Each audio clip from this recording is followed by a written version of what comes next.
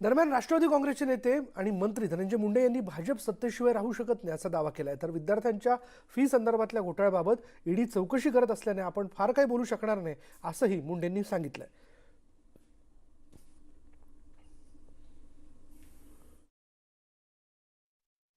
Bharatiya Janata party सत्तेशिवाय राहू शकत नाही हे वारंवार आपल्या माध्यमांच्या समोर आलं आणि जनतेच्या समोर आलं। सत्ता मिळवण्यासाठी देशभरामध्ये भारतीय जनता पार्टीने काय काय पैसे वापरले हे देशाच्या जनतेला, राज्यातल्या जनतेला कळाले।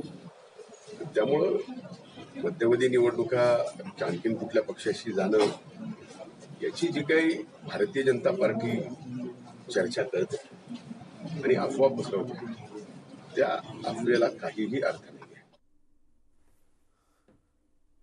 तर नवी मुंबईतल्या भाजप नगरसेवकांशी देवेंद्र फडणवीस यांनी चर्चा केल्याची माहिती नवी मुंबई भाजपचे आमदार गणेश नाईक यांनी दिली आहे। जत्रेसारखे इकडून तिकडे जातात तसे तिकडून इकडे येतील, म्हणजे अर्थात नगरसेवकांबद्दलचा हा टोला होता असं म्हणतानाच त्यांनी आयराम गायरामांना टोमणे मारलेत।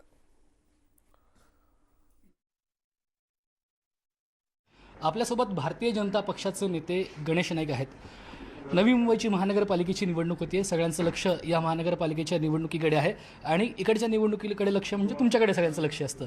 तुमच्यासोबत काही नगरसेवक भारतीय जनता पक्षाचे मध्ये सामील झाले, सगळेच तुमच्यासोबत बहुतांश नगरसेवक सामील झाले। त्यातले काही एक 10 ते 12 नगरसेवक पुन्हा राष्ट्रवादी काँग्रेसमध्ये जातील अशी चर्चा सुरू झाली आहे। या चर्चेकडे तुम्ही कसं बघता आणि काय तथ्य या चर्चेत? हे बघा, 95ला ही महापालिका झाली त्यावेळेला कोणी कुठे जायचा प्रश्न नव्हता। 2000 साली सुद्धा काही लोक गेली, 2005 साली गेली, 2010ला गेली, 2015ला पण गेली। रिझल्ट तोच। नवी मुंबईच्या जनतेनं, सुजाण जनतेनं या शहराचा विकास करणारे कोण ते समजून त्या वेळेत योग्य निर्णय घेतला। तुमच्याबद्दल पण कुजबूज सुरू असते की भारतीय जनता पक्षाची सत्ता नाही तर मग गणेश नाईक म्हणून बदलला। हे बघा, प्रश्न असे माझी बॉडी लँग्वेज तुम्हाला काय सांगते?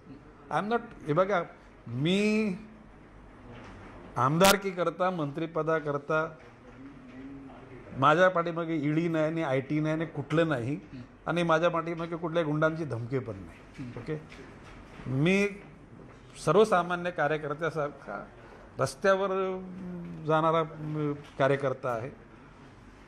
आणि ऑन द कॉन्ट्री मी म्हणजे प्रदेश नेतृत्वाला सांगितलेलं की या ठिकाणी कुठल्याही पक्षाचं नाव आपण नाही घ्यायचं, कुठल्याही व्यक्तीचं पण नाव नाही घ्यायचं। जर का तिथूनच जर आरोप झाले तर त्या पातळीवर म्हणजे राज्यस्तरावरचे नेते त्या राज्यस्तरावरच्या पद्धतीनं उत्तरं देतील। धन्यवाद आमच्याशी बोलल्याबद्दल। व्हिडिओ जर्नलिस्ट विनायक सोबत विवेक कुलकर्णी, न्यूज 18 लोकमत, मुंबई। पुढे बघूयात